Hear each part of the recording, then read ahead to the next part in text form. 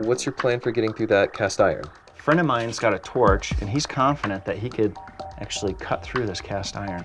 This friend, does he often cut through main drain cast iron lines? No. No, okay. My hesitation would be it is the main drain to the whole house. So once you cut into it, you can no longer flush toilets, run water. Do you have a plan B? No. No, this has to work. This has to work. All right, guys, this is how I see it. If you do this and it goes wrong, you're gonna be out $600-700 of material. But if you do it and it goes right, you could save about $2,000, maybe a little more. I'll take that bet. Yeah, you think so? Yeah, It's a I'm good bet. definitely. I think plumbing's as good as done. And seeing everything else that you guys have done, I'm very impressed. My money's on you. I think you can do it. That's encouraging. We going for it? Absolutely. Years and years of stagnant sewage sitting in your lines. Seriously? Yeah. Oh. Yeah. So that means as soon as you cut into this, it's gonna rain sewage. Oh. Yeah.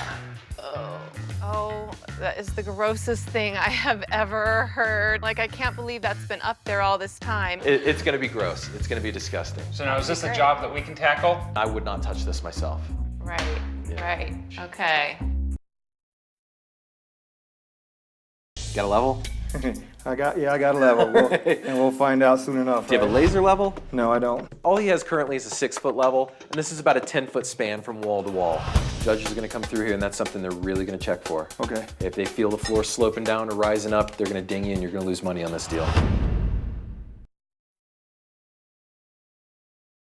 Here's the other thing that's glaringly obvious to me, is your cabinets are already in. What are you gonna do around the cabinets? Cut pieces of the tile to make them look Do you know how much time that's gonna take? I grew up in the flooring industry and I knew you had to tile under those cabinets. If I were you, I would yank these cabinets right out of here. Unfortunately, we can't take the cabinets out because we already got the granite measured. All right, well, sounds like you're stuck where you're at. If you guys move these cabinets at all, you're gonna mess up your granite templating. What I would say is you gotta pop these toe kicks off and you better get a real wet saw. Make your cuts as tight and perfect as you can. Okay. Wow. What are you thinking about doing with the ceiling? First, drywall over it and, cover that up. If you look at this, see that? Yeah. I would really caution you about just trying to stick a sheet of drywall up here. You got more than an inch of a belly here. You will not be able to hide that. If you just screw the drywall straight on, it's gonna break on you. So to do it really right, you should frame this whole thing level. And just shim the whole ceiling, because if you don't, when it comes time to hang cabinets, you're gonna run into all kinds of issues with your cabinetry. Okay. If you can prep it right the first time, then you're not fighting it later. Exactly. Okay, that'll work.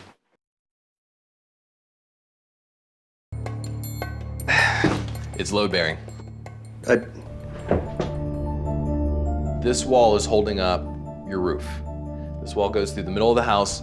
All your joists are running this way. That means all the load's sitting right on this wall. You start tearing this out, you can have all kinds of issues going on. Okay. I felt the ceiling shifting a little bit, and I was pretty worried yesterday, so. Because you went ahead and ripped this out, your ceiling probably did sag a little bit. I don't think my homeowners would cover it if I tore down my entire place. We've got to rectify this situation quickly. Okay, what do I do? Put up a temporary brace. Try to get it as tight, and push up on that ceiling to try to reduce any of that load that you let drop. Okay. Once you have that temporary support in, you need to get a header in here. Basically, to span this whole area and support the ceiling, you need a big, thick beam. Okay. Okay, you need to make this beam yourself out of a 2x12, a 2x12, and a spacer in between. It needs to go all the way across. Now I know the solution. We have to go rebuild the wall that we just did, but at least we're gonna do it right. It's gonna be stabilized, and it's gonna look the way that I want it to look, so I'm excited about it.